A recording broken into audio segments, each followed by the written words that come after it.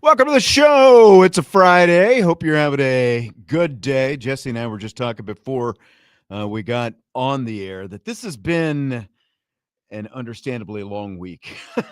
I think it's like the wind was taken out of our sails at the beginning of the week, and we've all been treading water trying to reach the shore ever since, is kind of what it feels like. Are you drained? Like, or do you feel as drained right now as you've felt maybe since think back to August, I guess? I am very drained right now. Been a very long week in terms of, the sports world just taking their shots at Notre Dame. Obviously, still the disappointment of Notre Dame not making the playoff, and then also just a very busy work week as well.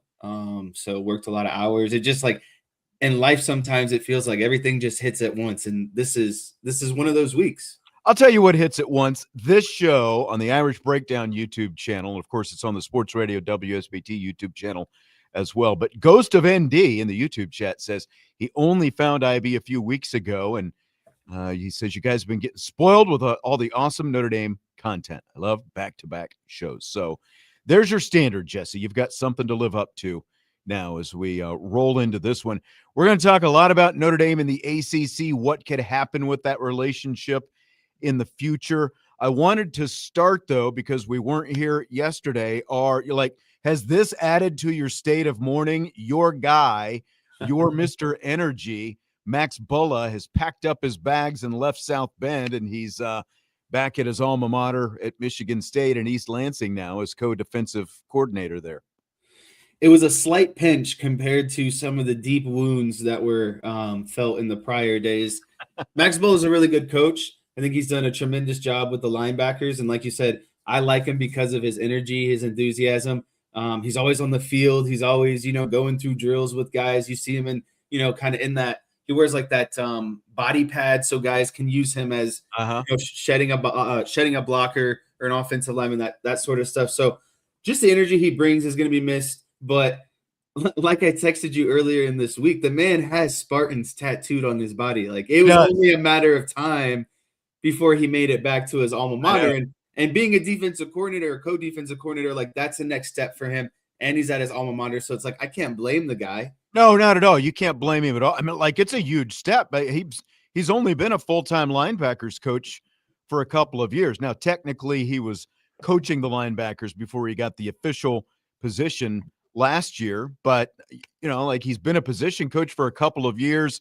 He has worked on some good staffs, obviously, including the one under Marcus Freeman here. And like the guy was always like 8 espressos felt like we're bursting out of his eyeballs when you talk to the guy in a good way. I mean that obviously in a very good way. Frenetic guy, always very emphatic, full of energy. I never noticed what the tats were on his inner arms until someone tweeted, the photo that you were talking about where he's got his arms up and he's flexed and it's like what Spartan pride was tattooed in there.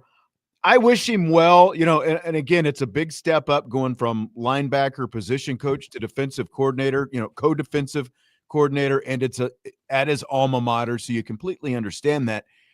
I hope it goes well for him though, because it's not like, great. You've got a guy who's excited about going back to his alma mater to get a promotion, to become a co-defensive coordinator. But, Pat Fitzgerald has been out of the game for 3 years as a head coach. And I know that, there were some people that were excited about that, but there are a lot of people who have some trepidation about the game.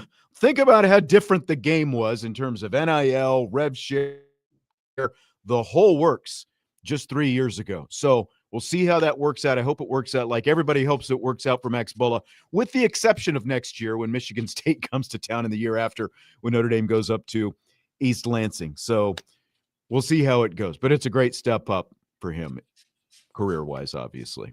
I don't think anyone's going to begrudge him that.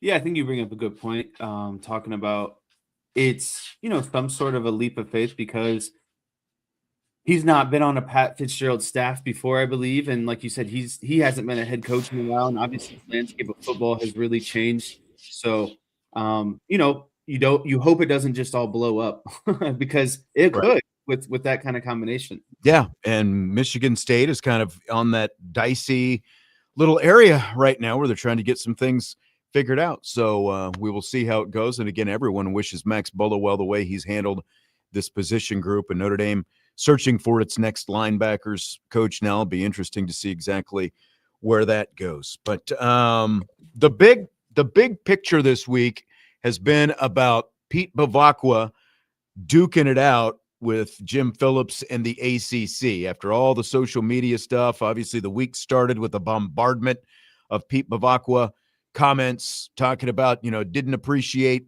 what the ACC did, during the run up, the build up, the lead up to the final college football playoff announcement, the smear campaign, some would say. And as Pete Bavacqua said, there's been some damage done, some legitimate damage done. So let me just start with this. Do you think the ACC's actions are bad enough that Notre Dame should just say it's time to end this affiliation?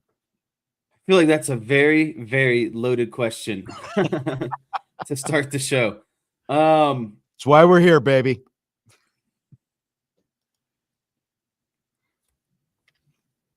I could see how it stings now, but I don't know if it's that big, in my opinion, to just completely blow the whole thing up.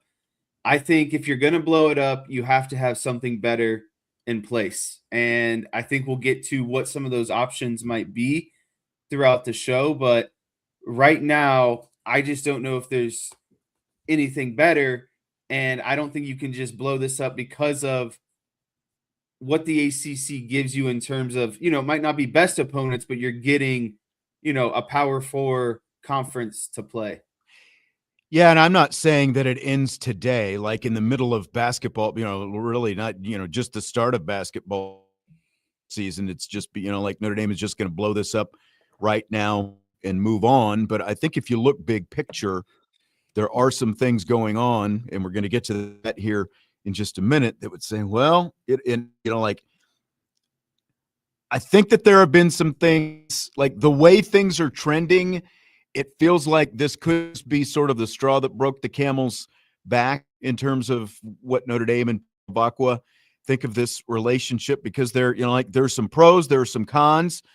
USMA 86 says, in the YouTube chat, the whole story of the accidental email will be the final straw. And I think that, because again, like Notre Dame knows things that they're not even talking about publicly, like with that email, the email that was, accidentally reply all, and Notre Dame gets even more information that the ACC thought it was just sharing with the rest of the members of the conference, the full-time members of the conference, from a football and all sports standpoint. But, oh, by the way, Notre Dame happened to be included on that. And it was, the kind of stuff that we're talking about, like anti-Notre Dame stuff. So they know even more intimately, in detail, things that the ACC was plotting and thinking and doing and everything else. And, so I think that plays into it as well. And Pete Bavacqua was not going to completely air that dirty laundry, but he's obviously not happy about how the ACC handled the social media campaign,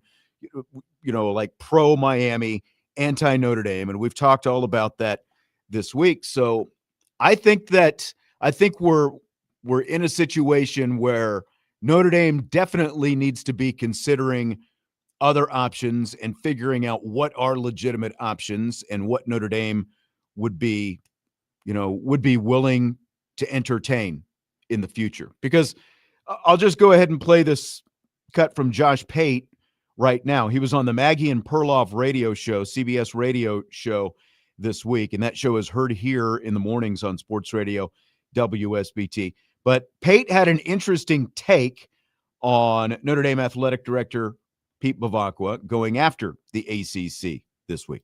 Part no one really wants to say, but is probably true. If you zoom it out from, let's say, 20,000 feet to 50,000 feet, Maggie, no one really thinks the ACC is going to exist 5 years from now, 10 years from now. Just because the footing is so uncertain, there's constant rumor of realignment. Just recently, within the past year, I've been on this show and we have discussed two member institutions suing and then withdrawing lawsuits to try and get out of the ACC. So I think what Pete's probably doing is he's probably making that kind of threat that he knows he can make because it'll really be a moot point down the road. Yes, and this, I think that this has to factor into it as well. And I was kind of trying to dance around it before we played that cut, but I think that does, like, what's the future of the ACC? I'm sure that there will be some kind of ACC 10 years from now, but will it be like another Pac-12 where they are trying to rebuild themselves? Or will it just be, kind of a cast off of 10 to 12 schools remain and the rest disperse? And he was referencing those lawsuits from Florida State and Clemson that they had against the ACC, and those got settled last spring. But it also, what it does is the current grant of rights TV deal that the ACC has with ESPN expires in 2036. But 5 years from now, the other TV deals, for the other conferences come up, and what that settlement that the ACC and Florida State and Clemson had, what it does is it lowers the buyout, the walk fee for those schools to around $75 million, which is not bad considering I think it was up like 700 million or 300, whatever it was. It was a huge astronomical number, but this has restructured that. It's given them like at least short-term appeasement with some more money and those kind of things. But it really feels like the shelf life of the ACC as it stands right now is probably only 5 or 6 years from now. And so, like, if you've got that in mind and you're Notre Dame and things are going to potentially look a lot different, I think that has to factor into it as well, don't you? Mute. I think that what Pate is saying makes a lot of sense. I think that if you're Pete Bavacqua, you have to kind of, again, zoom out and look at the full picture. If you have a bad relationship with the ACC right now, and you feel like in maybe 5 to 10 years the conference is going to no longer exist, I think you start to strategize your exit plan. And this is obviously the big kind of moving piece that tilted you the other way, where you're like, okay, we do need to kind of figure out how to exit this situation. But more importantly, the years that you stay, I think you now have leverage because of like people have mentioned the smoking guns with the emails. I think you can leverage this to get more of what you want out of the ACC, maybe scheduling wise, maybe, there's different parts of this, relationship agreement that we don't know about. And I think if you're Notre Dame, you can squeeze more out of them and also kind of be like, you know what, we're going to squeeze some out of you and figure out how to leave this situation in 5 or 10 years. And maybe that's being greedy, but I do think like right now you can use it to your advantage and then long-term use it to your advantage as well. That's very true, because as Josh says here in the YouTube chat, with the ACC accidentally forwarding their plans to Notre Dame, it gives Notre Dame all the proof they need to file their own lawsuit to get out of the ACC. And that's actually, that's exactly right. Like, they've got all the, like, they have more than just, whatever damage they believe social media did to Notre Dame and the campaign that the ACC was waging in social media. It's completely different when you have some emails like that give you some real proof of, real directive coming from the ACC, whether that is short-term or long-term leverage or filing a lawsuit to decide that you want to walk away. They've got a lot of leverage in their hands with what they've got with the email situation. I completely agree. And I'm trying not to go like too much in depth because it's like there's so many different layers that in the show. There really are. The show and this whole topic. I know. So the biggest pro of the ACC relationship is it gives the Irish 5 guaranteed games a year against Power 4 opponents. That's not nothing. That is something. It's 5 games is almost half of your schedule year in and year out. Now, the biggest con or one of the biggest cons, you can, if you have other cons to this arrangement, I think one of the biggest cons is the fact that by and large, those opponents are just not very good. Like see Boston College this year, see Syracuse this year. And Notre Dame has asked the ACC to give them a heavier rotation of Clemson, Miami, and Florida State. And that is supposed to happen going forward. But for the most part, the ACC has mostly just said, you'll play who we give you. Like Notre Dame is also with Stanford, because Notre Dame played a big part in Stanford being in the ACC, whether you like that or not. But Stanford is part of the ACC. Maybe the ACC holds that against Notre Dame now. I don't know. But the long-running series and what Notre Dame still calls a rivalry with Stanford, like Notre Dame would like Stanford to be part of that as well. But, again, now the ACC says, well, that's just part of the inventory. Now, we're not going to guarantee you Stanford every year. And in fact, they're not giving Notre Dame Stanford every year. And so as a result, that series is also in doubt, along with a higher profile series like USC. So when you look at all this and sort of how the ACC treats the games that they give Notre Dame, and again, if you see other pros and cons, you can throw them in there. But do the pros outweighs the cons in this arrangement for the Fighting Irish when you look at this? I think for the last decade, it has. I think it has been a good arrangement for Notre Dame. But I can confidently say I think Notre Dame has entered a new threshold of football.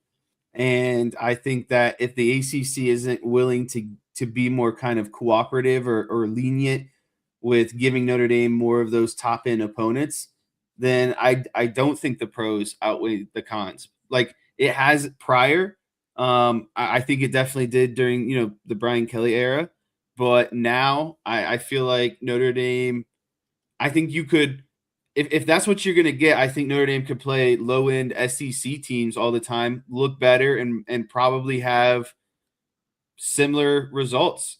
And maybe that's a little bit of, getting my head over my skis here a little bit. But I think with Marcus Freeman, the level of recruiting we've seen and the on-field, just like you can see it. Notre Dame is a faster, more athletic. They can go toe-to-toe with, I think, anyone in the country, just like they would have this year in the playoffs. So if the ACC is going to give you their bottom-tier schools and you beat them 70-7 and you're up 35-3 at halftime, and that no longer can get you, anywhere in the committee's eyes because you need that at-large bid, then I just don't think the pros are going to outweigh the cons anymore. Yeah, because, like one of the other pros to this whole thing is, okay, you've got a home for your Olympic sports. But, from a pure football standpoint, just look at this year. Notre Dame played Miami, NC State, Boston College, Pittsburgh, Syracuse, and Stanford. Doesn't do anything from a home game standpoint to move the needle, for either fans or NBC. And again, Notre Dame wants better quality opponents, but the ACC won't give them to them. They're basically, again, like you're going to play who we want you to play. And even if they did, the quality of opponents is so unpredictable from year to year because look at Syracuse.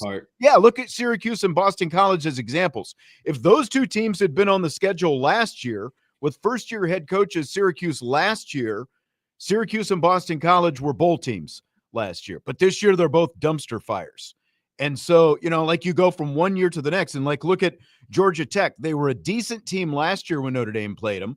They were a college football playoff contender for most of the year and would have been a much better, a really nice resume point if Notre Dame had been able to play and beat Georgia Tech this year, and then, again, Notre Dame, look at Florida State as an example. Notre Dame played Florida State before the 13-0 season, did not play them obviously during the 13-0 season.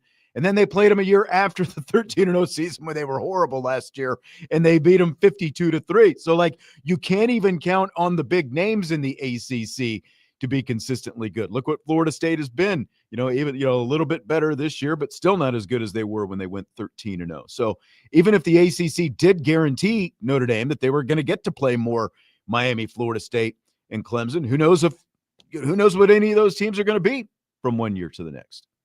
Yeah, and I think that's the tough part, because then you would almost be cherry picking your opponents, maybe if not every season, every 2 seasons. And I think that's where it would get kind of messy with scheduling and logistics. But again, I don't know, until Notre Dame has someone as cooperative as the ACC. I don't know what a better solution is, because I don't think, I definitely know the Big Ten won't do it. I don't think it'd be worth it for Notre Dame to do the Big 12. So really all that leaves is the SEC, in my opinion. Right. And I know the SEC would want Notre Dame, because that's money. They'd be appreciative of that money. We're going to get into more to some of that, including independence, like what independence looks like from a full-fledged independent standpoint, which they used to be back when the Olympic sports were affiliated with the ACC. Ghost of ND in the YouTube chat says, didn't Florida State just back out of next year's game? They didn't necessarily back out of it. The ACC is going to the 9-game schedule next year. And so that means that everyone had to pair, schedules had to be reworked, basically. So yes, technically Notre Dame and Florida State not playing next year, but unlike the Miami situation last year, which again, it's just amazing how little that basically never brought up in national circles, that Miami was supposed to play here last year, but because they overscheduled, put Florida A&M on their schedule, the ACC did not make them honor that. They let them put Florida A&M on their schedule instead. And so, the ACC ended up throwing on Louisville to replace them. But I think, everyone would have rather seen Notre Dame play Miami here at home. And like I've said, if that would have been a Miami home game last year, there's no way Miami cancels that. There's just no way. But because it was a Notre Dame home game, they got off the hook and they got out of it. So, but they'll come here maybe next year. Supposed to come here next year. You hope. Yes, that's right. Okay, we're going to continue this conversation with some of the stuff that Jesse was talking about. We'll hear from Pete Bavacqua about remaining independent going forward, because I think that is a question as well. Just how tenable going forward is independence now with everything going on, because you've got all this other stuff going on, like our athletic director is really going to try to freeze out Notre Dame and those kind of things, because of the fact, because they found out about, the fact that Notre Dame is going to be guaranteed a playoff spot if they are ranked in the top 12 going forward starting next year. We'll talk about some of that stuff and what some other conference options could look like if Notre Dame were to walk away from the ACC. With Jesse Stiers, I'm Sean Stiers, Budweiser's Weekday Sports Beat with IrishBreakdown.com.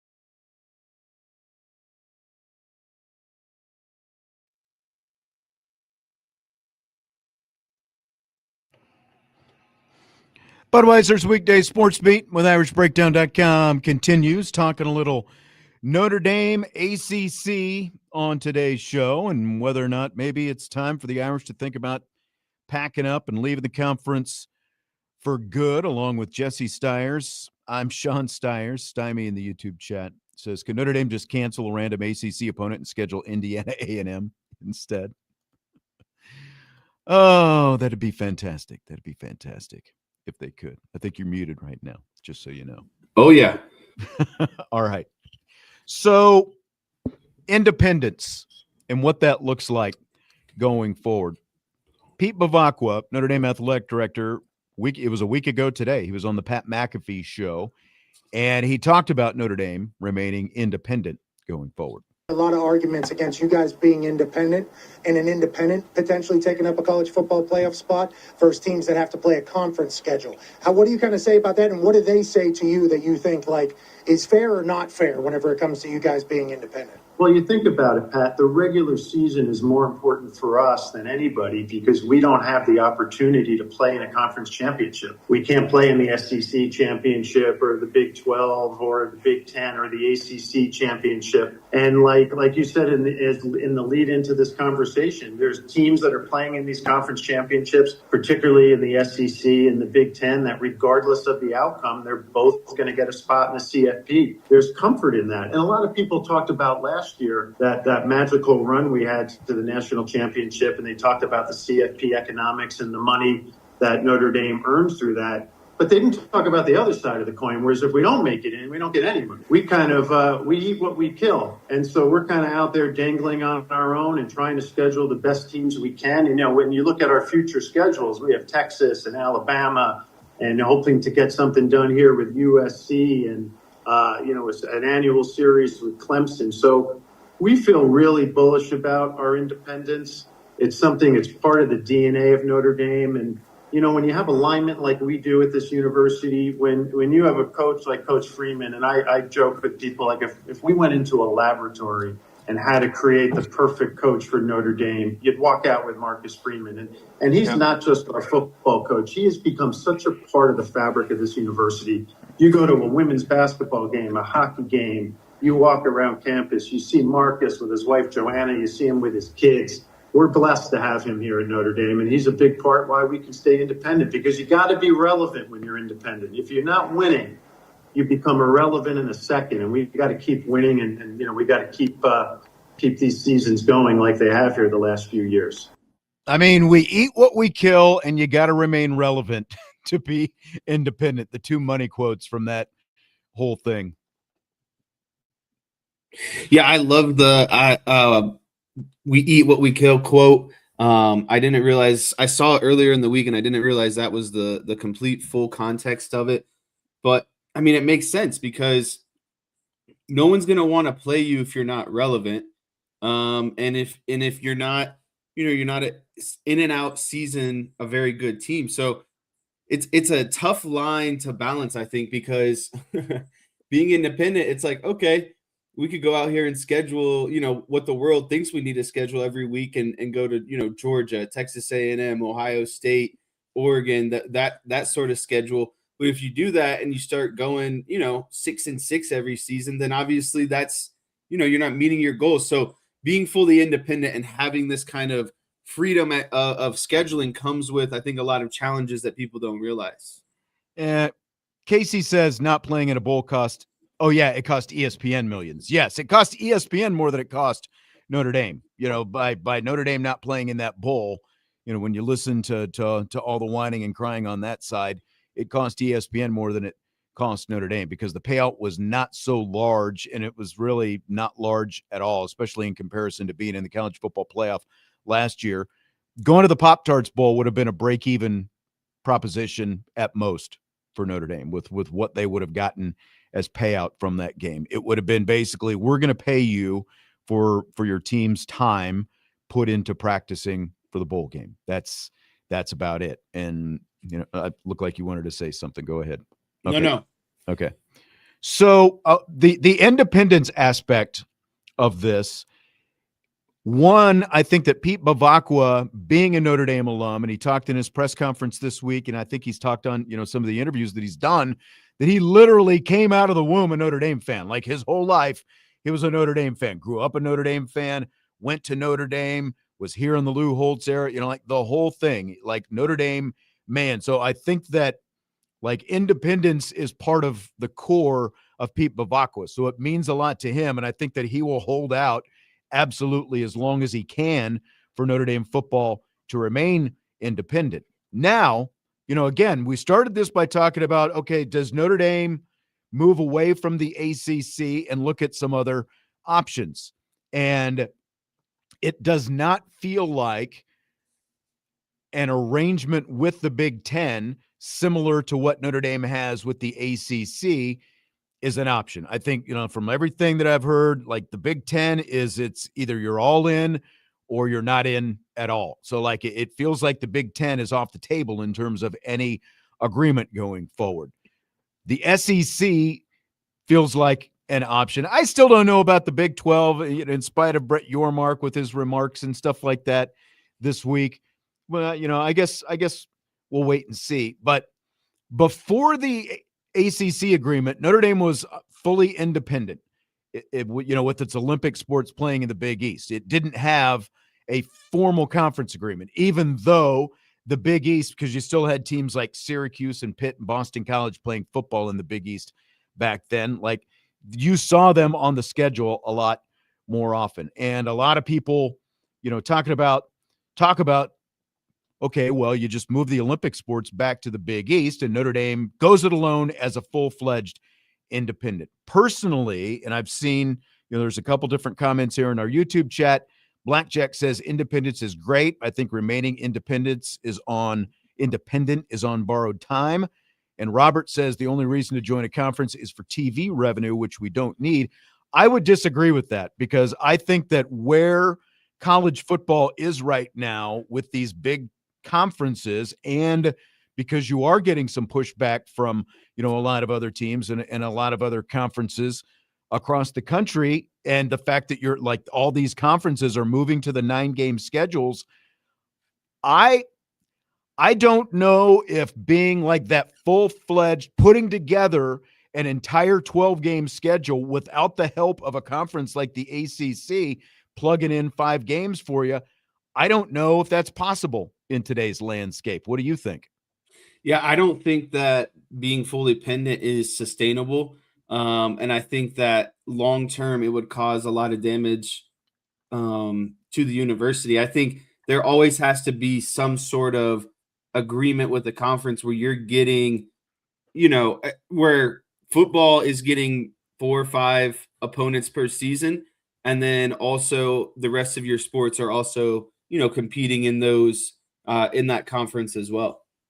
Yeah. I mean, I don't think that you can do it without some kind of conference partnership because like there's not a Pac-12 anymore. And so now you've got 4, Power 4. You've got the Power 4 conferences. And again, they're all playing a 9-game schedule. Because like, here's what a schedule looked like pre-ACC days. I went back, I think this was, 2004, 2005. So you pretty much, from a Notre Dame perspective, every year had Michigan, Michigan State, Purdue, Stanford, Navy, Boston College, Pittsburgh, and USC. Now, obviously, there were, like Stanford and Michigan were on and off the schedule a couple of different times. But that was, like, those were pretty much the staple of the schedule for a long time. Michigan, Michigan State, Purdue, Stanford, Navy, Boston College, Pittsburgh, USC. Well, Boston College and Pittsburgh are in the Big East or are in the ACC now. Stanford is in the ACC now. And Michigan, Michigan State, Purdue in the Big Ten. And again, they're playing a 9-game schedule. So I don't know if it's realistic to think that I don't think it's realistic to think that you could get like 8 teams, for example, to say we're going to play you every year. Like, because that's what it would take. Do you think? Yeah, but how stale would that be too? Just the same 8 teams right, a year. Right. You're practically in a conference doing it that way as well. But that's kind of what it was with those 8. And then they obviously, had 3-4 teams rotate on and off the schedule. Like there were a couple of years they were playing home and homes with BYU and Washington and Tennessee and Texas A&M and, like on and on and on. I agree. Like your schedule would get very stale very quick. And I think you'd be highly criticized as well for just playing the same teams every year. With kind of how the new, the college football playoff, the committee, everything that comes with it, I just don't think that would be a good look, literally playing the same teams every year. Well, if Michigan and USC were two of them, I don't think you'd have,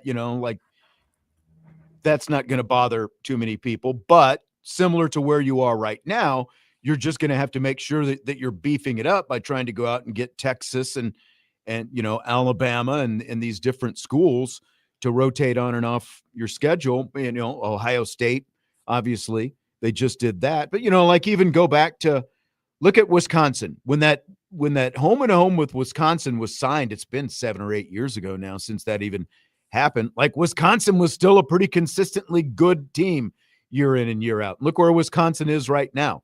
So like playing Wisconsin is going to do nothing for you next year unless they magically have some big turnaround and they're better next year. So it's like it's tough putting these schedules together to begin with, but if you're going to do it as a full standalone independent, you're going to have to lock up at least 7 or 8 teams, to sign they've got a long-term contract with Clemson right now. They don't know what they're going to have with USC. They've got Navy right now. So really Clemson and Navy are their only 2 guarantees, right now outside of the ACC going forward in terms of long-term deals. And you're going to have to do more of those if you want to be a full-fledged independent without any help from a conference helping you fill in your schedule with 4, 5, 6 games. That's tough. Yeah, that's real tough. I think, having 5, 6 long-term partners like you're talking about, Navy, what used to be USC, Clemson, those sort of arrangements, but you need to have another pool where someone else is doing the work and you're just they're rotating through, and that's where obviously the conference part comes into it. Exactly. Again, like going back to what we were talking about earlier, that's one of the biggest pros of the ACC is even though the opponents might not be great, at least they're Power 4 opponents, and you know that you're going to get them every year. You're going to get 5 every year. What about a hybrid model where Notre Dame has a football agreement like with the SEC, but the Olympic sports are in the Big East? So like you're breaking it up a little bit, but you've got an agreement for football games. You're going to get, something similar to what you've got with the ACC from a football standpoint with the SEC, but your Olympic sports reside permanently in the Big East. Do you think that could be doable? My gut reaction is to just do all one. Like, I think breaking it up would be a bit harder. But then the more you think about it, what benefits Notre Dame football, I think, doesn't necessarily benefit maybe the rest of Notre Dame sports, and especially the Olympic sports, because I just think that, like we all know, football has become its own beast, really, compared to the rest of the sports. And so whatever Notre Dame has to do football-wise, I'm okay with. And if that differs from the Olympic sports, I don't think there's anything wrong with that. And I think that the Big East could be an option. And I think that certainly, like I said before, I think the SEC could be an option as well. I think the Big East would really benefit Notre Dame Olympic sport wise. I think so too, because you'd have a lot of, it's basically the Big East has become, all the Catholic schools, your Marquette and DePaul, some teams that Notre Dame was playing back in the day. UConn is in there. So like, especially from a basketball and women's basketball specifically, you'd have that rivalry built in, but you got Creighton and Butler and, a lot of those kind of teams. That's what you'd get in, so you would have similar, I think, beliefs, philosophies, and academics really as well, or, like more similarly aligned academics and beliefs and those kind of things with them in the Big East as opposed to what they're in right now. And, most of the trips, it feels like, would be, like a lot closer than probably what they've got right now Right. Well, but you're saying, so what you still think, like if you had your first preference, you would just rather, like, if Notre Dame is going to pull out of the ACC, you would rather see them, like, for example, just lock up with the SEC, do the exact same deal with the SEC with all the Olympic sports, playing basketball and baseball and everything else in the SEC. Yeah, I think that's what I would want. But if it came down to it and, push came to shove, I wouldn't mind seeing that hybrid model where something might benefit the Olympic sports a little bit more. And the reason why I really liked the Big East too is because, like you were saying, geographically, it helps Notre Dame too, less travel, that sort of thing. And I think, again, people are going to say, oh, it's now business and stuff, especially with the NIL, but like the student athlete part of it is still a thing, like the classes, the exams, and that sort of stuff. So if you can cut down on travel time and less tutors and, all of that stuff, I think it makes a difference, especially at Notre Dame, where they do stress the academic side of things. Yeah. And I mean, let's be honest, as Pete Bavacqua said, with like the fact that Notre Dame, he didn't say this specifically, but Notre Dame made $20 million for going to the national championship game last year. They're going to make $0 this year for being left out of the college football playoff and not going to a bowl game. So there's a big difference. Like that's on Notre Dame. And as he said, they have to stay relevant to be able to remain independent. And right now, Notre Dame is every bit relevant. It's just a matter of sort of, like this, like I would not want to have to be the one in charge of putting together football schedules. When you look at how far out you have to do it. There's really no winning. No, there's not at all. Unless you get to play, Alabama Central and Florida A&M, Right. like Unless you get to plug in your FCSs and yeah, exactly. you can always find 2 or 3 of those willing to play. Right. All right, we will continue and put a bow on this conversation when we come back next. We've got rapid fire coming up in hour number 2. Still plenty of Notre Dame talk going on that we'll have in rapid fire as well. It's Budweiser's Weekday Sports Beat with IrishBreakdown.com.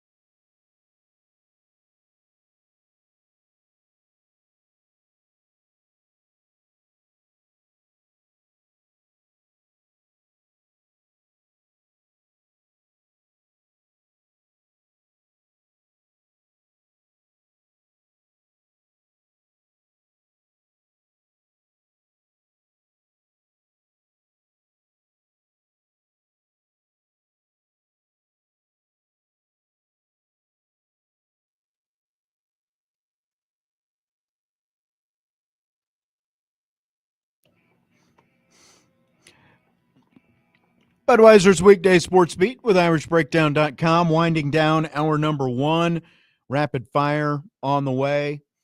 Hour number 2, been talking about Notre Dame and what could happen with the ACC in the future, what could happen with Notre Dame in the future in terms of independence and everything else. Bernie in the YouTube chat says, help me, why are we calling the other sports Olympic sports? Well, it's simple. They play them in the Olympics. Basketball, baseball, volleyball, all those sports, they are sports that are played in the Olympics. Hence, Olympic sports. Football, not played in the Olympics. So, are you, let me,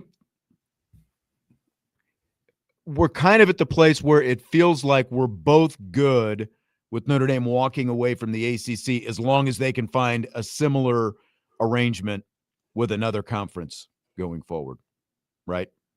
Yeah, I think Notre Dame has a lot of leverage to, ask for more in the upcoming years, but also be planning a way to maybe find a similar agreement with another conference. And my first preference would be the SEC.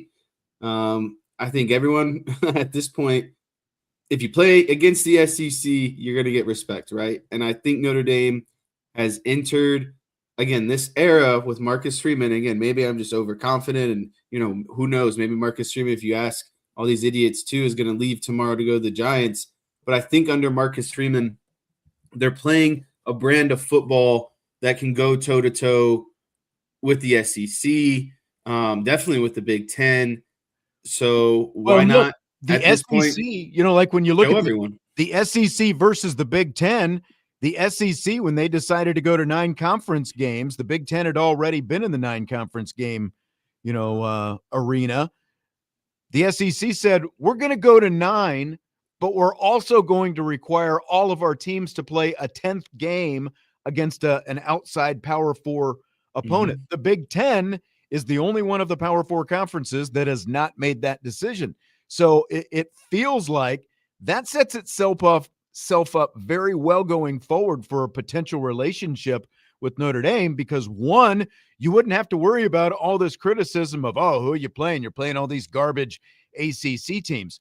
If you're going to have Notre Dame play 5 SEC teams a year, now, they would balance it. I'm sure they're not just going to say, okay, Texas and Georgia and Oklahoma, you're all going to play Notre Dame every year. Like they would, do their best to balance that kind of thing out, but there would be more teeth to it. And so Notre Dame would be more aligned in what they were doing with an SEC type schedule. And then you also don't have to worry about going out and signing extra contracts with SEC schools, because what Notre Dame wants is to give its schedule some teeth so that they are on par with the top schools in the SEC when they're, at the end of the season, when college football playoff resume time comes around and they're making these selections, they want a couple tough teams on there to give themselves a little bit of oomph with it. And then you can go out and schedule whoever else. I'd be really curious to see, like, if Notre Dame did a deal with the SEC, what ACC, how agreeable some of these ACC teams would be to playing Notre Dame potentially going forward, if that's what Notre Dame, because again, like, you've got to fill your schedule out someplace, right? And there's only so many places you can go. And with all these schools, gravitating toward the middle, I know a lot of people talk about super conference, super league, or whatever. I think that's still at a minimum 15 years into the future. It definitely feels like it's pulling in that direction, especially like we started off talking about Florida State and Clemson and what could happen with them. But I would be in on it. Like I from a football standpoint, I love the idea of, an arrangement like that with the SEC. The rest of the sports, though, Olympic sports, not so much. Like, I'm not as in on Do you think that. they compete in the Olympic sports like baseball, softball? You cut out there are you asking if they could compete? Yeah, could baseball, softball, men's basketball? Not in the SEC. I think men's basketball, women's basketball both could. Now, they're both SEC's become a better conference on both sides, both men's and women's, over the last few years. But I think that I think basketballs could compete in the SEC for sure, but like baseball, I mean, it's already an uphill climb in the ACC, and the SEC is the best, college baseball conference in America. They would just be buried if they moved over to there. Yeah, and I think that's where some of my pause or discomfort would be is would you potentially be drowning the rest of your sports at the sake of just football? Right. Exactly. Do you think that 10 years from now, is Notre Dame's football still an independent? Yes. I agree. I think that they will be as well. And again, I think it goes back to the guy leading the athletic department. Pete Bavacqua is going to go down fighting tooth and nail to ensure that Notre Dame football remains independent for as long as possible. And he's still a relatively young guy. You know, he's not that old. He's still in his mid-50s right now. Yeah, I think you make a good point. Pete Bavacqua is going to do, and I think that's the way he's kind of come off in these interviews that he's done after, the Sunday reveal, that Notre Dame loves its independence and it's going to remain independent. And I think Notre Dame is going to remain independent until everyone is independent. And I think what I mean when I say that is when you just have a big kind of like super league where every team, all these teams are in one pool and they all just kind of play each other. And I don't think Notre Dame would get uninvited to that party. DK says your recruiting in baseball would pick up, maybe nominally, but like Notre Dame would be the Man, but none of those teams have to play baseball in the North. Yeah, no one wants to play baseball in where it snows in April. Robin Facilities aren't up there. Robin says, "What would you do with the lacrosse teams if you're in the SEC?" Well, this is not a shot at lacrosse, but obviously lacrosse is not going to be at the forefront of any of those decisions. I'm sure that there is a conference that lacrosse would be able to find, just like hockey is in the Big Ten right now. They would find some conference, that where they could find a home. It just wouldn't be with the rest of the sports. Indy Forever 72 says they will not be independent 3 years from now, much less 10. I want what some of you two are drinking. There's no way 3 years from now. Like today is December. I think 10 12th, is the good over under number. December 12th, 2025. You'll have to think of what my next wager is, what I will do if Notre Dame is not independent 3 years from. There's no way. There's zero chance that Notre Dame will be anything but independent 3 years from now. There's nothing with Pete Bavacqua as the athletic director that is going to push Notre Dame out of being independent in 3 years. One, they're going to be back in the college football playoff next year. Like like on December 12th, 2025, I will guarantee that today, that they'll be back in the college football playoff next year, which goes back to the relevance and the money making and everything else that Bavacqua has talked about. So I'm very confident in that. We got to get you down on the board. I know. I'm gonna have to think of some wagers. All right, we'll take a timeout. Rapid fire coming up. Hour number 2. Bobby Hensley joins us. Should be interesting as always. Budweiser's Weekday Sports Beat with IrishBreakdown.com.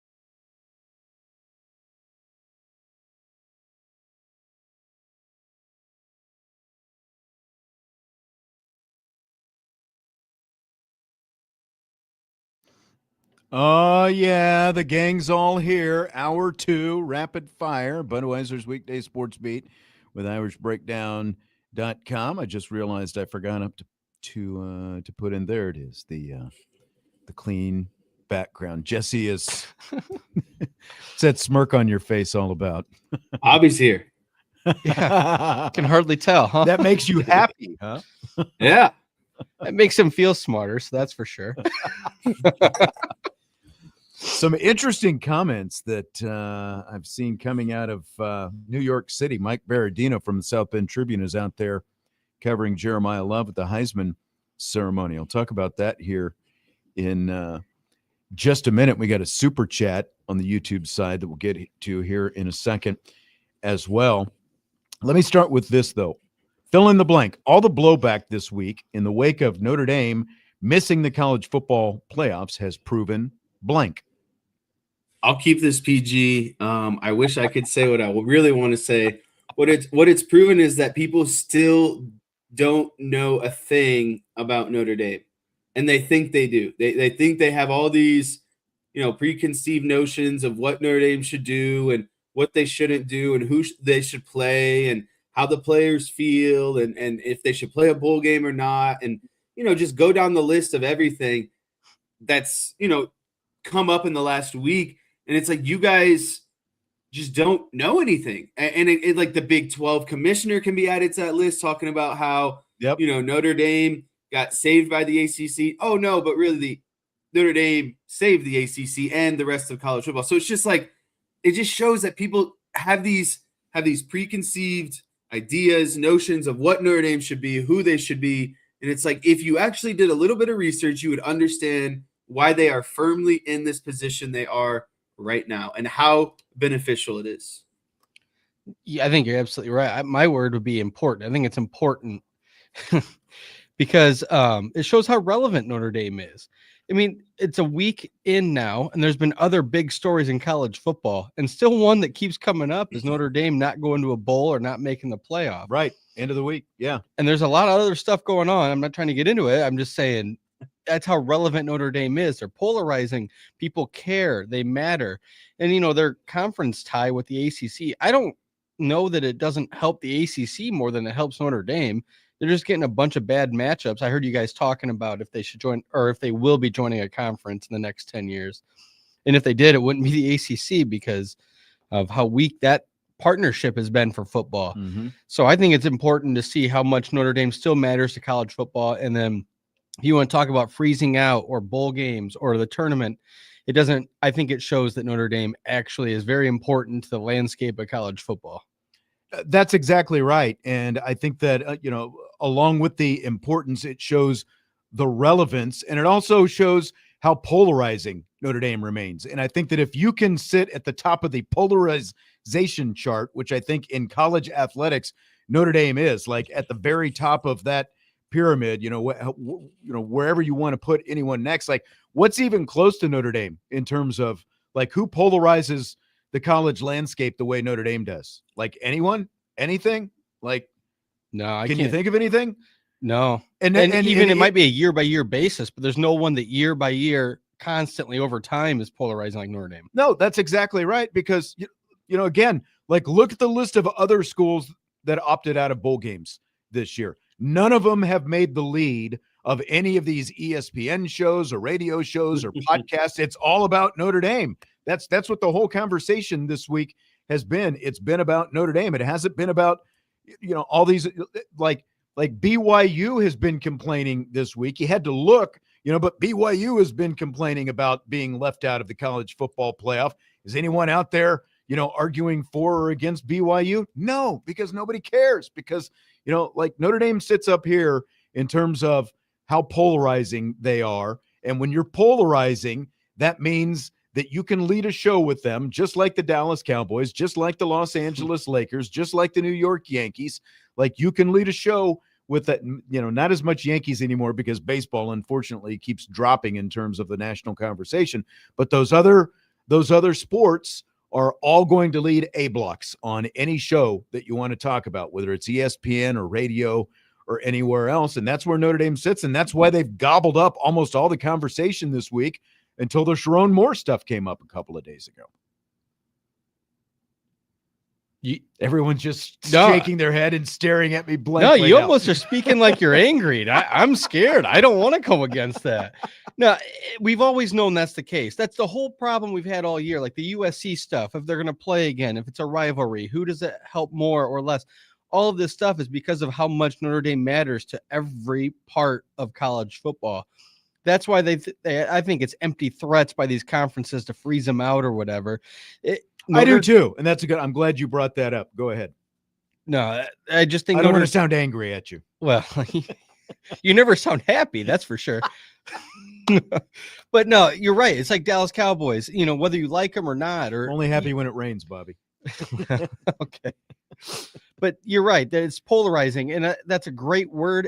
But as long as they're making noise, it means you still matter. Notre Dame went through some lulls in the early 2000s or mid 2000s to 2010s.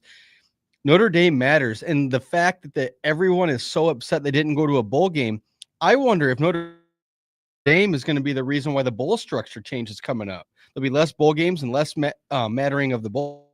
Something else to blame Notre Dame for is what you're saying. And that's exactly what it'll be. Even though all these other schools skipped out, even though these bowls are going away, was it the LA Bowl? They announced that this will be their last one, and there was another. I don't remember which one. But nobody knows there is an LA Bowl. It's my point. Yes, exactly. But there's like 42 bowl games or something. Like when you look at the list of bowl games that are like it's all like mid-year type stuff because all of the good bowl games are now part of the college football playoff. Like there's a reason it's not that big a deal anymore. I'm not trying to freeze Jesse out like the SEC with Notre Dame, but the bowl games, they don't mean anything to teams right now, 13 through maybe 35. Right. There's no point to them. Now, a team like, because I went there, Ball State, something like that, it matters to them to go to the bowl game and get the win. And those are the teams that really want to go and they still matter to. But I think the whole bowl structure will be changing based on some of the stuff from Notre Dame and the other teams opting out. I think the biggest thing I'd add to that is you're going to see more of this too as the playoff expands, because I think more of those bowls are just going to get sucked up into the playoff as a whole. And I think, everyone would blame Notre Dame, but it would be really the greed of college football and making the college football playoff that would kill bowls, not specifically Notre Dame. Notre Dame just kind of finally had the guts because they got screwed over to say, you know what, we aren't going to play in a bowl game now. And I think that's all it really took. And I think especially now with, NIL and guys preserving draft stock and not playing in bowl games, bowl games are rapidly declining. And I do think it's sad, but at the same time, I think it benefits a lot of the schools like you were talking about, Bobby, like the Ball States, maybe the, Conference USA's, the bottom tier of the Power Four conferences. Like that is still something to play for those teams. But you heard Notre Dame talk about it. Like, we're not going to go play in a bowl game. We were gearing up to be in a playoff run. And I think the aspect, but this is what the Notre Dame captains said when they made this vote, that we want to play with the team that we played with for these, last 12 games. All the opt-outs, like that's a huge factor. You're like, does anyone think Jeremiah Love and Jadarian Price were going to go play in the Pop-Tarts Bowl for Notre Dame? Like they were, anyone who has any draft stock was going to opt out of that game. And you've got a slew of other guys who were already injured anyway. So there's a pretty long list of guys who would not have been playing in that game. It wouldn't have been the same Notre Dame team. And like, that doesn't, like the win or the loss, I don't think that factored into their decision at all. It's just that they knew there was going to be a big pool of guys and they wouldn't be playing with the same team out there. Completely agree. I don't even know if that was the point, because now you at least let the guys look into their transfer options earlier. You can give a little bow to your own season. You don't need the bowl game. I don't understand the bowl games, like I say, from the teams that just missed the playoff all the way down to the mid majors that it matters to. I don't think they're relevant. And like the holdouts, and we've seen it. Notre Dame is one of the reasons why it happened. If Jalen Smith didn't have to play in a bowl game, his draft stock would have been higher. And how many millions of dollars? Well, he didn't have to. He could have opted out. That's what I'm saying. Yeah, exactly. And nobody looks back now on bowl wins and losses like they used to. It's antiquated. Right. And, like, honestly, the only thing that you think about 5 years down the road, and I said this, the year that Notre Dame went into whichever bowl that was, they had 9 wins going into a bowl game because, the guy I was doing the show with back then, we always debated how much more, this is like 7-8 years ago, and we're debating, the relevance of bowl games. And, his thing was always, well, it's just an exhibition game, basically. They're definitely exhibition games now. But even then, like, the thing that you could look at, if you were a 9-win team going into a bowl game and you got that 10th win, now you look back and you can say, look at all these double-digit win seasons. That's ultimately all it means. And Notre Dame was already a 10-2 team anyway. So, from a macro view, like, literally a year from now, no one's going to be saying, well, look at Notre Dame. They remember, like, they backed out of a bowl last year. No one's even going to remember it next year. A year from now, you go through all these different news cycles and a season and everything else. No one's going to remember it a year from now. It's just all magnified right now. One of the first radio shows I ever did with you was years ago, and you were asking, how much does winning your bowl game propel you into the next season? That was one of the topics that we had. And I don't think it means anything because you change so many players all the time. And it's like Jesse said, with expanded playoff, it's going to get even worse. Like, you might lose 3 games, by November, and your whole team, like Caleb Williams, he started opting out before the regular season was over. I just don't think that any of it is what it used to be.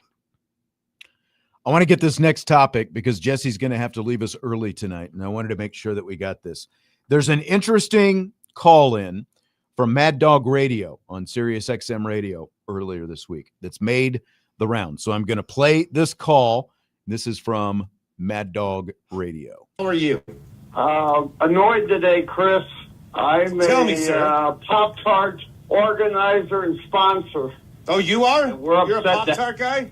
I'm a Pop-Tart guy. And you'd be surprised the amount of people who are Pop-Tart guys, industrialists in this country who are Pop-Tart guys. These are wonderful charities in Orlando, and we just got screwed. Well, Phillips, what's the conversation? Hold it. Because you're talking about Notre Dame. Hold it. Let me make my point. Go ahead. Phillips, Saturday morning, told us one ACC team was going to get in. And somebody asked him, if Duke wins, we get Notre Dame? He wouldn't say yes, but he just smiled at us. Now. Interesting. Go ahead. Do you know what the effect of Georgia Tech BYU compared to Notre Dame BYU is? Oh, it's huge. Well, huge. You ever heard of the BCE, the bowl What's that? Contribution earnings? Yes. It's 70, our estimate, it's a $75 million difference to the Orlando community. Mike, it sucks for the Orlando community. It sucks for Pop-Tarts. It sucks for the Pop-Tart Bowl. But Notre Dame is doing it because it sucks. They are doing it not necessarily to screw Orlando, but they're doing it to take it to ESPN. They're doing it to take it to the bowl system. You told us we were in the playoff. We did not play a game this weekend, nor did Miami, and Alabama, who you jumped ahead of us last week, just got destroyed. You did not have the guts to take that SEC team out of the field, period. Even if you thought they should have been. You also did not have the guts to leave an ACC team out of the playoff. And Jim Phillips smiling, saying Notre Dame. Okay, so there's a call in from Mad Dog Radio, guy affiliated with the Pop-Tarts Bowl, says they got a wink from Jim Phillips the day before the college football playoff seeding was announced that the ACC was going to get a team in the playoffs one way or another, and that the Pop-Tarts Bowl was going to get Notre Dame. And first, I do want to say that, like, that guy, calling in, like, is the stereotype of every bowl representative I've seen, and like some of these introductory press conferences. That's another story. Yeah. Are you in or out on this conspiracy, Jesse? I'm in on the conspiracy, and I have to get a clarification first. Who is the host of the show? I'm not sure. That was not Chris Mad Dog Russo. There is because Mad Dog Radio is a channel, so there are multiple. Okay. There are multiple shows on the channel. That was not Chris Russo hosting the show that you heard there. Yeah, and I thought he said it perfectly. Like, Notre Dame they didn't have the guts to kick Alabama out. They didn't have the guts to say no to an ACC team, even though Miami couldn't make it to the ACC championship. Right. Duke ruins the party and wins the whole thing. And so I'm in on the conspiracy that everyone knew before the weekend started, there was no circumstance where Notre Dame was getting in. And I think that was even more obvious when they put Alabama in front of Notre Dame randomly and used the scapegoat of them beating a 5-7 Auburn team in a tough rivalry game. As soon as that decision was made, I think that everyone, like, within the kind of circle of knowledge, like, we're not a part of that circle of knowledge. Jim Phillips is part of that circle of knowledge. Everyone knew at that point that there was nothing Notre Dame could do. And so that they started making deals with people like the Pop-Tarts Bowl of, oh, you're going to get Notre Dame. And they said it with a lot of confidence because they thought that was, they knew Notre Dame was going to be out, but they didn't know Notre Dame was going to say, F you, we're not playing in your Pop-Tart Bowl. I'm buying in as well, kind of like you said, but I think everybody wants information. So you said we're not a part of that circle, but anyone that is, Mr. Pop-Tart apparently is. Hey, you'd be surprised at how many people are Pop-Tarts guys, Bobby. Yeah. So that was hilarious. So I think everybody just wants to feel like they know something. And then sometimes even when they don't know, they just lie about it and say they knew. It's funny, if you're looking in our chat, they're talking about how relevant Notre Dame's ratings are. And I think if it's 70 million for one bowl game, that kind of says that Notre Dame's relevant, right? So yeah, that kind of solves that issue as well. But no, I think for sure I don't know if it's a conspiracy. I think it's just normal. I think it's knowledge. I think they probably did give them a non-answer that they took a certain way. But I also wasn't surprised to see Notre Dame opt out real quick right after, like a snap, call, and poker. All right, we're on the playoff, we're done. I'm not even I don't think there's anything wrong with that. But I think they knew, but they were hoping to get Notre Dame. But see, and that's the thing, because all these bowls want Notre Dame, and they don't care about Notre Dame. They're just like they want the money. That's all they really care about. Right. And their eyes lit up at the prospect of getting Notre Dame. And so, just like Notre Dame had the rug pulled out from underneath them, Pop-Tarts had the rug kind of pulled out from underneath them as well, because Jim Phillips, again, he's not giving them any guarantees, but he's got a little glint in his eye, and he gives them the wink and the nod. And it's like, hey, you guys we're still going to take care of you, because Notre Dame's, they're part of our bowl agreement, and we know we're getting a team in one way or another. Even though the ACC wasn't smart enough to have a clause in its own tiebreaker when you've got a freaking 5-way tie, you're not smart enough to just say, look, first tiebreaker, when you've got multiple teams involved in these ties, who's the highest ranked team? Put them in the conference championship game. Because why are these conference championship games supposed to be around? To get the best teams in, to give the best teams have a chance to get in the college football playoff. That's all they're about right now, especially the ACC. Like, the SEC's is still making money. I believe the Big 12s is still making money, and the Big 10 as well. ACC never even sells that game out to begin with. The whole idea is to give your best teams the opportunity to get in the college football playoff now. And the ACC didn't even have enough forethought to put in a tiebreaker like that to give themselves a chance, but they got the backdoor deal. They knew they were getting a team in one way or another. And like the fact that this guy is sitting there, within eyeshot of Jim Phillips a day before, getting that kind of, wink, I completely am in on it. But it cascades, right? Because then how about the bowl game that has to take like a 5-7 MAC team into it, because everybody that's opted out, it's a domino effect. It just keeps going down. Yep. Yeah. Oh, where were we? DK is asking if finals are over. Finals start next week. So they are not over. Finals are next week at Notre Dame. Jesse? I remembered a thought I had. I'm going to go conspiracy on conspiracy. I think the ACC and Jim Phillips knew that because Miami was creeping up next to Notre Dame, they didn't care about that ACC championship. I think they knew Miami was in regardless, no matter if Virginia won, if Duke won, or whatever. I think that they were like, you know what? Because I brought this up earlier in the week, and we talked about this. If they just put Miami in and Miami wins that ACC game, there's a big chance Notre Dame and Miami make it, because exactly the ACC gets that at large. Yeah, James Madison would not be if if it was just Virginia and Miami in that ACC championship game, they were both ranked. So they would have met the criteria of being one of the 5 highest ranked conference champs. So obviously, if Miami is in there and they win the ACC championship, they're getting the auto bid. And then Notre Dame is in for sure. James Madison is way on the outside looking in.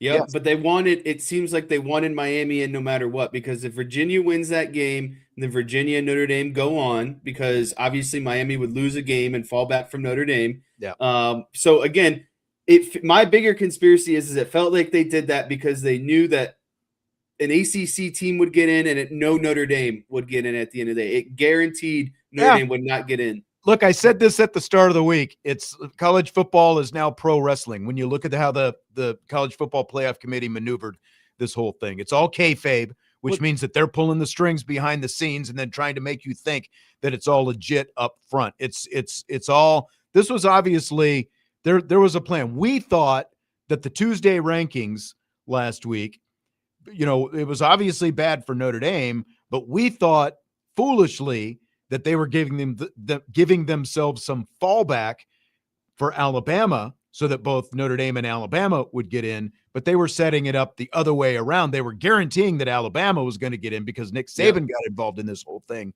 And, the whole Miami conversation where all of a sudden magically, just because they were ranked side by side, which again is completely subjective and up to where the college football playoff committee wants to put them. They didn't have to put them side by side. They could have kept BYU in the middle there if they wanted to, but they didn't. They dropped BYU back. They kept Alabama the same. Now all of a sudden that head-to-head means something just because they're side to side, which is a ridiculous argument to begin with. Well, that's the whole thing, though. I think that the conspiracy is that they were trying to protect several different fronts for themselves. They're trying to protect, like, okay, if we say Notre Dame over Miami, and then, okay, what do head-to-heads matter? They said if we drop Alabama, then, okay, does a conference championship matter? So I think they were trying to protect themselves from all these angles, but all they did was make themselves look stupid in every single decision that they made. They made like 4 or 5 stupid decisions that make no sense, and that's why Notre Dame was left out. Yes. I can't argue with that. Andre says, do you believe Virginia just threw the game for Miami? No, there's no way Virginia players and coaches they just weren't that good. Game. They just weren't that good. Which is really comes down to again, the fact that Miami lost 2 games to 4 lost teams in the conference, and they weren't good enough to get into their own conference championship game in a conference where a 5-win team ended up beating a quote-unquote ranked team in the conference championship game. To me, it says a lot about, where Miami actually is and how good they actually are. And to go full circle, it shows how much Notre Dame matters still. True. And they don't need to be in that conference. All right, we got to get a break. Jesse, you got to get going. Appreciate you being here. Enjoy everyone. Your evening. All right. Special goodbye to Bobby. More rapid fire coming up next. Budweiser's Weekday Sportsbeat with IrishBreakdown.com.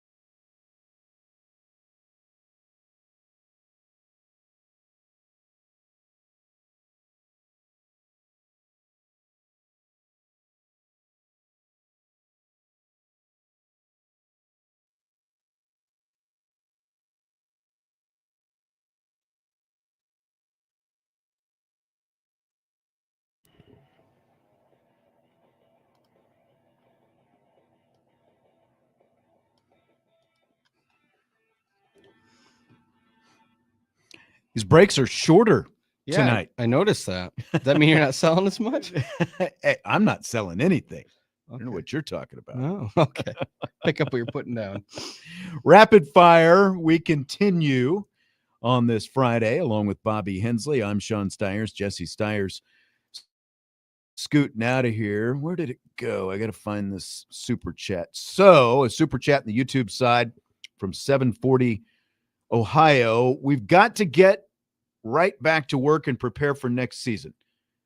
Is in quotes. He says, Jeremiah Love on missing this year's playoff. Would J Love coming back next season ease the pain of missing the college football playoff this year? I haven't seen that quote. I don't know that it would ease the pain, but it would make a lot of people excited if he were to actually come back next year. It would be great for Notre Dame. I'm not leaning in the direction that that's actually going to happen. But if he actually did say that, we've got to get right back to work. That's at least enticing since he hasn't made an official announcement so far. What do you think, Bobby? I heard something too on one of the message boards that his dad said something cryptic that. Well, his dad said something cryptic, but he also made a TikTok post the other day that made it look like he was done. Right. Well, I think he is. I think the weave is Notre Dame as a Notre Dame guy. I don't think he means himself. So a little more royal than like, I'm definitely a part of this going, into next year. Or maybe, yeah, he is fishing for NIL money. Maybe there's some way that who blames the guy? If you can get $10 million to come back to Notre Dame, but I doubt he will. I think it's just all hearsay to be like, okay, well, I think it shows that he loves Notre Dame. He's happy for his time here, but until he makes his decision, I guess he's still Notre Dame running back. Right. But I don't think it means anything going forward. I think that'll be, I think it'd be silly to come back, actually. But I do as well, especially, he's had injuries in each of the last 2 years. The more serious one was last year, but even with the bruised ribs at the end of this season, it's like, that's why if you're good enough to be a first round draft pick, which everyone thinks that he is, because a lot of people think that, he's the best player, period. He's not going to go number one in the draft because he's a running back, but he's going to be a first round draft pick. And that's a lot of money. So, yeah. And like, your dream isn't to be a college athlete. Your dream is to play in the NFL. So if you have that shot and you're going to be the top at your position pick, I don't know why you'd pass up on that. It wouldn't make sense. But I think he was talking about Notre Dame as a whole. I won't be mad if he goes to the pros. Makes sense. I just think he meant Notre Dame, not necessarily himself. He is in, and he, of course, being Jeremiah Love, in New York City, along with quarterbacks Fernando Mendoza, Julian Sayin, and Diego Pavia for the Heisman Trophy ceremony, which begins at 7 o'clock tomorrow night. Who's winning it, Bobby? Who's going to win the Heisman Trophy? I think it's got to go to Mendoza. I don't see a way that story, it's a story. You're giving an individual award in a team sport. So it's already kind of, to me, again, the Heisman used to mean a lot. I don't think it means as much anymore. Mendoza's going to win it because they went undefeated and he's the best player on the team. I don't know for a fact that he deserves it over Love. Because is it the best athlete in college football?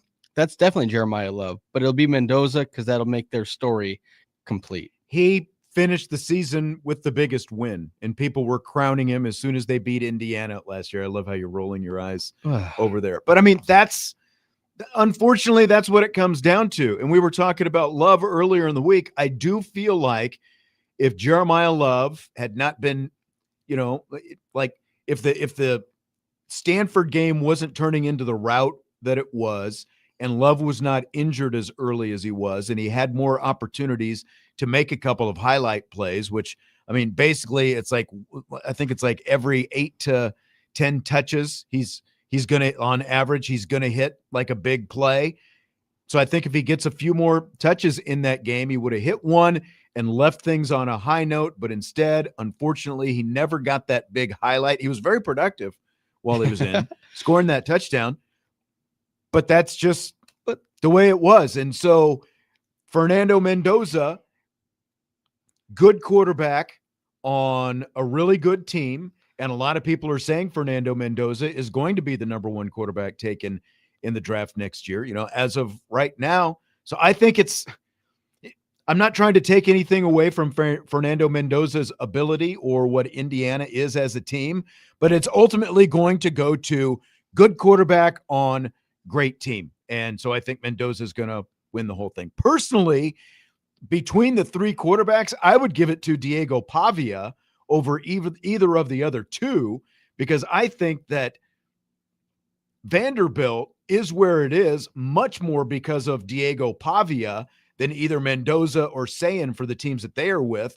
Not that Indiana is chock full of talent like Ohio State, but they obviously just beat Ohio State. But I think that Diego Pavia has more willed Vanderbilt to be where it is right now. But I think that Jeremiah Love is the best player in football. So I think that he is the most deserving, but I think that Mendoza is going to win it. Well, it's like Casey said in the chat, the Heisman equals yawning. Is it just because we're Notre Dame people and we're like, well, kind of sucks. We know Love's probably the most explosive, best player in country, and it's a farce of an award, really? Like, does it matter? Does who wins the Heisman matter? It just adds it to your resume and Wikipedia. I don't think it really adds anything to your draft stock or your pro contract or whatever. Jeremiah Love had 16 touches a game. I think I saw and he still was putting up these explosive numbers. He's a game changer. He should be the most explosive player, the best player, the most electric player. That's a Heisman player to me. I guess you talk about Heisman moments, and beating Ohio State will be Mendoza's, but really a missed field goal. Mendoza wasn't even on the field for it. One of the big reasons that IU was able to hold on for the win. He made a good throw after that to get the first down to run out the clock, but I don't see that as a Heisman moment. I don't see him as a Heisman guy. He's a good quarterback, but yeah, Diego for Vanderbilt, does anybody think if he leaves, Vanderbilt's going to win 10 games next year? No. It's an MVP award. Who means more to their team or who means more to college football? I don't know how to break it down, but Jeremiah Love, in my mind, is who deserves it. But Mendoza is the best story, and the story as a quarterback will always win. So are you picking? But you're still picking Mendoza to win it, though. Yeah, right? I'm saying absolutely. Okay. That's the story. That's what the narrative's been. It was whoever wins that Big Ten championship game, that's going to matter the most. And I don't think that matters, but that's what's going to happen on Saturday, tomorrow night. We're going to see Mendoza walk away with it, and I don't even think it'll be close in the voting, unless there's a lot of people that put their votes in early, because the window to send in your vote That's true. Might have been before the Big Ten championship game. But Trackside 25, which we basically should just refer to as troll number 2 on today's show. You mean tennis girls other count? That's right. Says Notre Dame just became the most hated program in a few days after exposing themselves again for who they really are. They were already the most hated team program. Like, I don't think they just became anything. We started off talking this hour about that's why there has been so much reaction to everything that happened in the aftermath of Sunday's college football playoff announcement, because of the fact that Notre Dame is already so hated, and people are like, oh, you lost all that goodwill you built last year, whatever.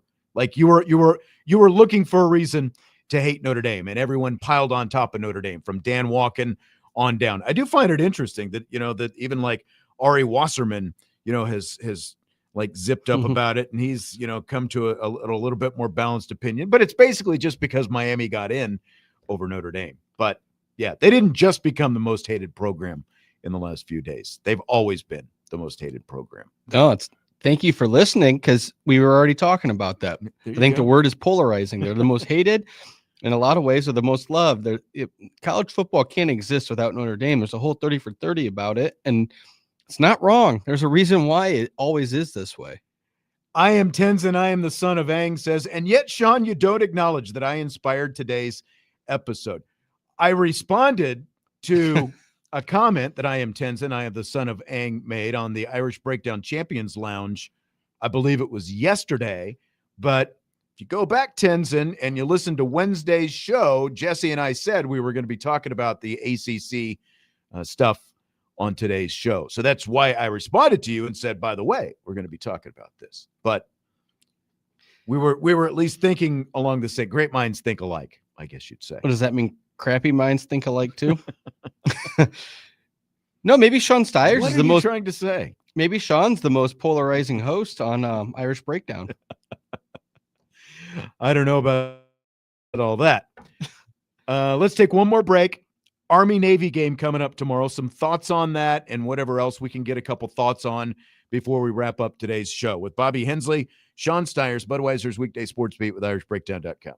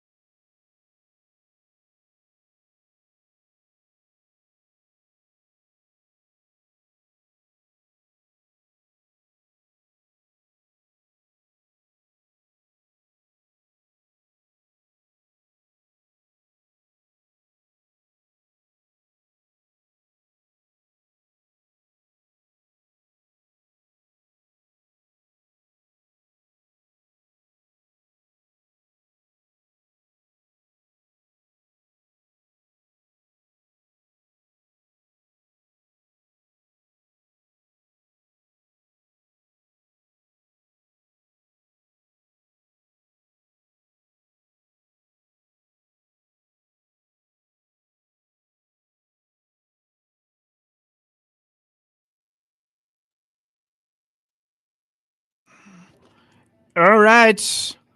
Winding down. Rapid Fire, Budweiser's Weekday Sports Beat with IrishBreakdown.com, along with Bobby Hensley. I'm Sean Stiers. We started off the show talking about Notre Dame and the ACC and some pros and cons.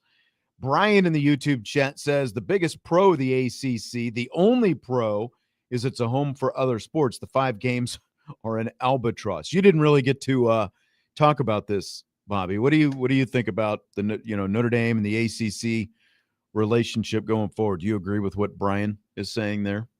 I mean, I guess I think that the conferences, especially for Notre Dame, they're lucky to have the luxury to pick and choose.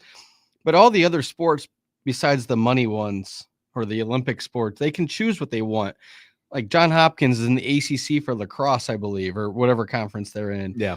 They're not, obviously they're not even Division I for football. So I think the ACC needs Notre Dame for football more than Notre Dame needs them because they're not giving them any good matchups. The ACC keeps getting passed over on any of the football stuff, which is the money.